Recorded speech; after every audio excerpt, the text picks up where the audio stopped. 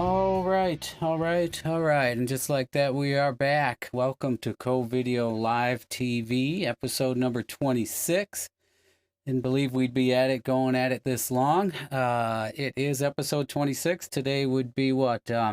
Tuesday. I always have to look at the calendar in the middle of all this pandemic. April 14th, right? First commenter, have to mention, looks like it's Mitch Smolin. Mitch Smolin, you're going to like our first guest. It's a gentleman I'm sure you've met before. How's everybody doing tonight? I just look around at my monitors and make sure that we're all on here to avoid the issue we had the one time where we weren't on and we went through a whole show and then, yeah. Okay, we're on. We got some live viewers. We've got our guest in the virtual green room. I guess there's only one thing left for me to do is to make sure with a quick temporal scan that it's safe for my guest to appear dead on 98.6. Right on. Perfect. We'll leave it at that. How did everybody enjoy their Easter? What are we on Tuesdays? We're a little bit away from it. Has everybody eaten all the colored eggs in their fridge, or have we thrown them away yet? No? Egg salad, possibly? All right. I don't really want to mess around for too long before we bring our first guest on the show. This is a gentleman that I know through the school. We work together on a program. We'll talk a little bit about that. I guess without any further ado, let me bring up the audio here. I got to be careful because he's judging us how this goes. Let's welcome Mr. Mike Small. Hello, Mike. Welcome to the show. Ron, thank you. I appreciate it. I want to thank you for the wonderful snacks in your virtual green room. That was delicious. I'm glad you picked the green M&Ms out of the M&M bowl for me. That means I can continue. Yeah, that was right in line with your rider. Everything was as expected, I hope. Let me know. Let our legal department know if not. Will do. I apologize. I brought the wrong thermometer. I tell you what my temperature is. I don't know if I want to know. Hopefully it will not be transmitting. We actually don't live too far away. We're not too far, but I don't know which way the wind's blowing. I don't want to catch anything that you may have there. Looks like you are suffering from the inability to visit your stylist as well as anybody. I'm looking a little long on the sides myself. Yeah, I miss a lot of things during this pandemic, but to say that the barber has missed the most is probably a fair assessment. Although, I'm going to be honest with you, I thought it was going to be kind of funny and the long hair and the pandemic. And then my son Rory tells me, Dad, you look like the guy from the Tiger King. So I'm going to go ahead and lose the hair pretty quickly here. Right. And we're going to go back to normal because I don't want to be the guy from the Tiger King. All right. Well, at first you mentioned not Dusty Baker. Who was you said there was a comedian with a mullet, a sports kind of comedian. What was the name? Yeah, his name is Donnie Baker, and a couple years ago, he got pretty popular, and we, as a joke for our baseball team, I'd wear that mullet wig, and I was in Alabama for 15 years, went to school at Alabama, and so I'd turn on the Southern accent and wear a mullet wig, and we had a lot of fun with it, and a lot of other teams wondering what in the world was wrong with us, but that's all right. We enjoyed it. What, did it provide any advantage? Did you end up winning? Was there a documented increase in runs or strikeouts or anything? Only just embarrassment for me went up significantly. Documented. But nothing specifically to the team. All right. I mentioned when I brought you in with the new software here that you're going to be judging my appearance here. It was Mike. You referred to your work at University of Alabama. Roll Tide. Roll Tide. Roll Tide. Mike and I met, well, we've kind of known each other, but over the past year, Mike and I took a hobby of mine and a hobby of his too, and turned it into what we call SMS Sportsnet, which was a middle school program at the school where our kids go. And we had middle schoolers running the entire broadcast and doing live streams of middle school sporting events, and it was a lot of fun. I learned a lot from Mike. Do you want to talk a little bit about what brought you to that, what you had done before that, what your experience was in broadcasting? Yeah, absolutely. And I guess step one is I got to remember to look at the camera. When I was doing broadcasting, I was on the other side doing the interviews. All right. So I have to remember right now to look at the camera and not look at the screen at you. But yeah, when I was at the University of Alabama, the school bought a commercial TV station. Hmm. At that time, I think there was only two. I think it was Syracuse and Alabama were the only two schools that owned a commercial TV station. So I started out doing Friday night high school football when I was, I guess I was 19. It was my sophomore year. Really enjoyed it and that aspect of it, and then just kind of grew from there and got my degree and went into the news side. I won't tell you the story about my first day on the news side of broadcasting because it turned out pretty negative. But I went right back into sports pretty quickly. About 3 months after that, I got hired by the Crimson Tide Sports Network and had an opportunity to work in the football program as well as call women's basketball games, baseball games, covered gymnastics, kind of covered everything. Got to do a lot of cool stuff. Working with and traveling with all the sports teams. And the one thing that struck me was that I never had an opportunity growing up to even know that that was a possibility as a career. So when I heard that you were doing Sportsnet, it was something that I really wanted to get involved in because just to give the kids some exposure to what it is, and it was so neat because some of them very naturally enjoyed being on air and calling the live games. And then others were, very comfortable working cameras and doing the production side of it. And so it was a real treat to work with the kids and just give them a little bit of exposure. And hopefully they learned some. I know that we had fun. Hmm. Hopefully they learned enough that, if it's something they want to do in the long run, now they have some exposure to it. Yeah, we went through basketball and the volleyball seasons. We hadn't really figured out how to do remote soccer games, but it's on my list of things to take care of. We did a field trip to Chicago. Shout out to the people at NBC Sports Chicago who entertained us up there. We got to see the show. It was a unprecedented access that we had to their studio. Inspired us to take our game to another level. But the abrupt ending of school kind of put the kibosh on the next phase of what we were trying to do, was to get the kids involved in production and producing some short pre-recorded stuff. So I would have liked to have learned a little more from you about that. I could have used it now because there are points in the show where we want to go to pre-recorded stuff. So It's something that's certainly not off the table. For the kids, for me anyway, and on the business side of it, when we would do live, it was, I guess I would say, exciting, but also it's just a lot of pressure. And so the interviewing side of it and the editing side was so much fun, especially where I was, because I got access to a lot of pretty famous people that I got to interview over the years, and for the students of St. Mike's to be able to interview some alumni and things like that will be pretty cool in the future when they can do that. Another person checking in. I got to occasionally check into the chat comments here. Looks like Chandra, my sister-in-law's in, and my mother-in-law too. So we got the family affair going. Hello, Cookie Child. Have my kids checked in? No, I saw that somebody with the name that sounded like baseball, could have been fastball, fast pitch. Who was that? I saw just picked up a subscriber before showtime. I thought that might have been one of your kids. Yeah, maybe it is. I invited like the whole neighborhood over. We're having a huge party. No. That's what I want to hear. That's what I want to hear. Oh, it is, of course, it's video on demand afterwards. You can have pop the corn and sit back and enjoy it yourself, and probably critique my production at the same time and your appearance as well. So I want to do that. You've been you were involved in producing some stuff related to there's Colin Small. We are here. I just see him. Involved in some producing of some stuff related to your kids' baseball, right? Lately, haven't you? I've seen it on Facebook, right?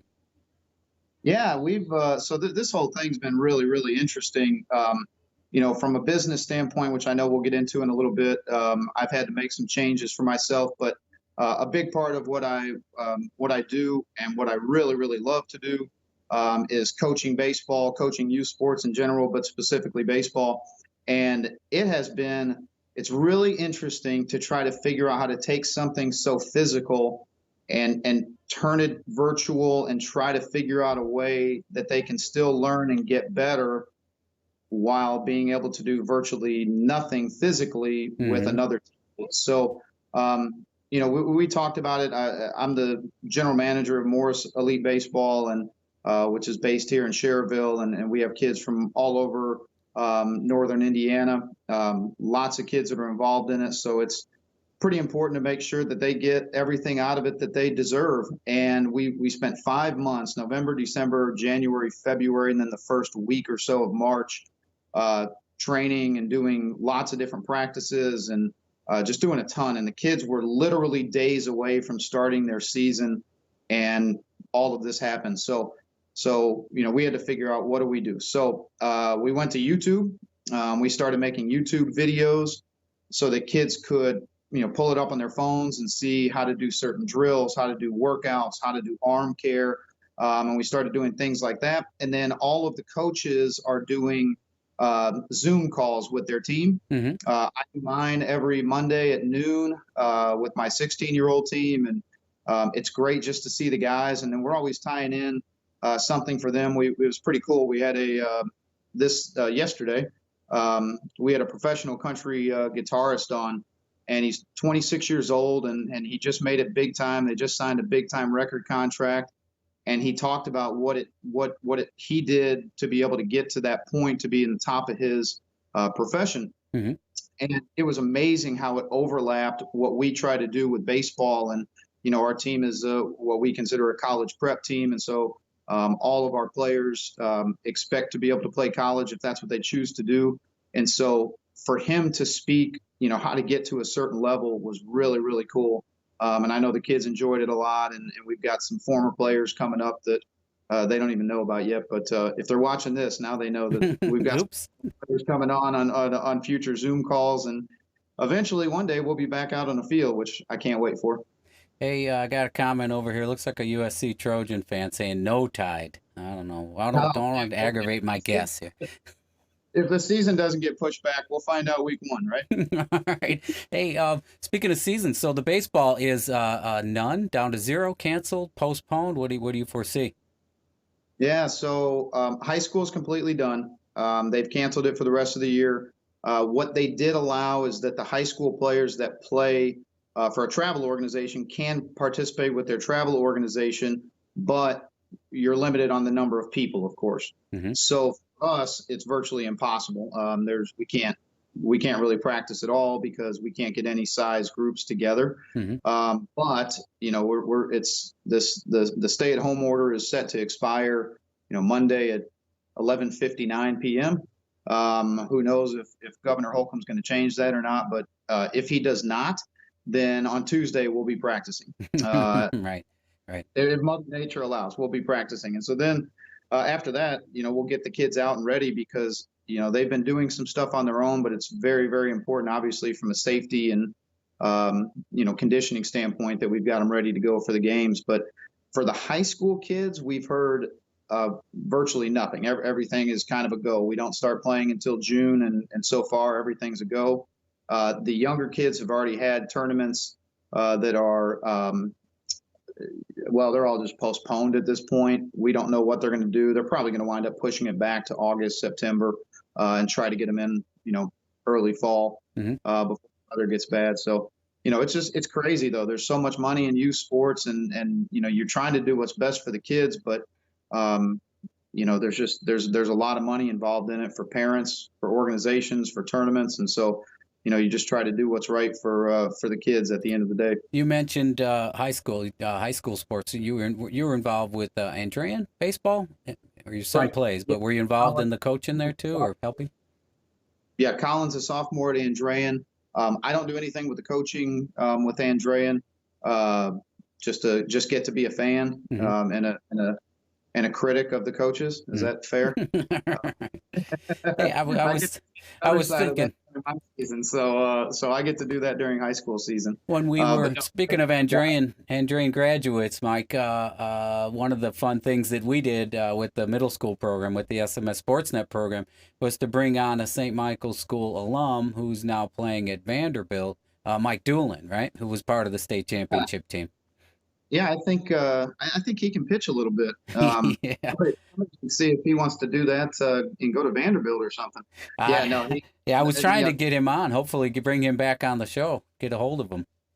not only not only a great pitcher, but just what a great individual. And he led Andrea to back-to-back state championships. I mean, it's fair to say he was, the most dominant player in the state, probably for 2 years running and darn near three.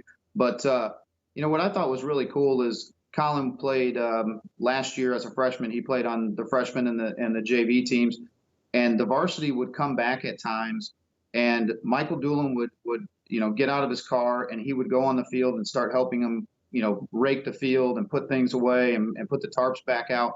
And this is a kid that's, he's a superstar. He doesn't need to do that, and yet he was the first one out there. And of course, when the team leader does it, everybody else goes out there, and it just creates that culture of, not just winning, but just culture of integrity. Mhm. And he was a huge part of that. And yeah, that interview was fantastic. I mean, that was who was that? Mitchell PJ. and PJ. Yeah, that's right. Mhm. And yeah, on the YouTube channel, people got to check that out because that was excellent. They did a great job. I just got a text on that a couple days ago from another parent who said, I just got a chance to watch. I said, you finally discovered it. That is gold. It's good stuff. So we hope to be back at it next year. You mentioned doing a lot of Zoom stuff with your kids, but you have an experience in Zoom, and some broadcasting background has helped you out, I imagine, in a greater reliance on teleconferencing, Zooming, Skyping related to work, right? You want to talk about that for a little bit? Yeah, it's been really incredible because this is stuff. So I'm in the financial services industry, and this is stuff for, about 3 years or so they've been trying to implement, but, we're pretty highly regulated. And so it's pretty important that, things go a certain way. And then all of a sudden, I mean, it has really picked up, obviously the last, month to 6 weeks. And so for me, it's been really exciting because, I get to be in a conference room face to face with people that, heck, some of them I would normally never see, that are a long way away, and even with other people in the Chicagoland area, that I get to see. I'm seeing them on a more consistent basis now than I do, before this pandemic. So Mm-hmm. it's been amazing what the technology has done, and a lot of people have asked, well, what's it like, and has it hurt business? And I certainly feel for those businesses out there that it has hurt, and everybody, I hope everybody's doing their part to help and whatnot, keep some of these small businesses afloat. But the technology has actually been fantastic for me. It has really helped everything stay pretty smooth, and so I haven't seen a tremendous downside or anything. And the communication with clients has been, relatively simple, via the phone, the internet, Zoom, everything. So it's actually been great. Well, I promised you that I wouldn't paint you or put you in a corner and corner you to answer questions, but this is January, February, March. This is the first quarter reporting season, but no comment from Mike Small on that. Yeah. SEC regulations prohibit that, right? Not the SEC, the sports one. I'm literally this week doing a FINRA annual test that I have to do to make sure that I'm up on my ethics. So my ethics text of FINRA said that I shouldn't answer any questions. Let's just call it a quiet period or quiet time for Mike Small. Fair enough. Fair enough. Mike, I told you we'd have you on for about 15 minutes or so. I let you go on a little longer because I like you, and because the guest that I had lined up afterwards bailed out on me, so we were gonna we're gonna have a little bit of a shorter show. Just one guest today. Is there anybody that you wanted to say hello to, or anything that you were promoting? Anything you wanted to mention here? Well, I'll tell you what, if you're ever short again, just look out your window and I'll be peeking in your window, so you can go live with social distancing from outside your window. Yeah, if it's a red Roman candle, that means I need somebody. I'll do that. Just look up to the skies. Exactly. But no, we're doing good on our front. And, one thing that I do want to point out, is obviously we know each other from St. Michael's Catholic School. Just a huge thank you to those teachers and administration at St. Mike's, and really at every school. My sister's a teacher in the Lake Central School Corporation, and these teachers plan on being in front of their students and plan on their year as normal years, and for them to literally just get told with virtually no warning that they are going to be teaching from home and have to help kids from home for the remainder of the school year. That's not easy. And so, I just want to say thank you to all of them. And of course, we can kind of go over all the essential employees and the doctors and nurses. And, we're certainly grateful, for everything that they're doing. But, the teachers sometimes get some grief. And I hope everybody understands that this is probably more difficult on them than it is the kids. So just a huge thank you to not only the St. Michael's teachers and administration, but all the teachers out there and administration out there. Yeah, including my wife, Tammy, who was on an episode prior, and we got a lot of positive reviews for that. We'll probably be bringing her back as a co-hostess and doing another episode about education and see how the teachers are holding up, hopefully getting into the swing of the e-learning if they haven't been doing it, or finding ways to improve. So we'll be doing something like that again. I appreciate you bringing that up, Mike. Yeah, absolutely. I had a lot of fun, and the time flew. It does. I told you it would. I didn't want to crack any, crack too many jokes. No, that's the problem. So I appreciate you coming on. Hopefully we will have a chance to check back in with you. I'm going to roll off your audio here and say goodbye. Take care, Mike. We'll be checking in with you again soon. See you around the neighborhood, maybe. All right. Thank you. Bye. All right. There goes Mike. All right. And the other Mike that we had, I'm going to try this. I got some time to mess around here. See if I can do this easily. Our next guest, let me see if I can bring our second guest on for the night. There he is. Oh, Mike Toper was supposed to join us today. Sent this picture to me earlier. We'll hopefully get him back on sooner than later. Hope he doesn't mind that I used that picture. His caption was Frontline, something about Frontline. All right, thanks for contributing the picture, Mike. Hopefully you can join us again when things mellow out a little bit there and you have some time to get on board with us. Okay, that about wraps up CoVideo Live TV episode 26. Hopefully you had some fun listening into the conversation with Mike. We'll be back tomorrow for CoVideo Live TV episode number 27, 8 p.m. Central Daylight Time. Everybody be safe out there. One last thing, the email. We do have an email set up. We'd like to see pictures or anything, any interesting stories, videos, pictures that you may have. That would be CoVideo Live TV at gmail.com. All right, with that, we're going to hopefully roll up the music here safely. Got to unlock my phone. Got to work on that amateur mic. Bad move here. All right, we're going to be back tomorrow with episode number 27. Hopefully you all can join us. We'll talk to you then. Take care.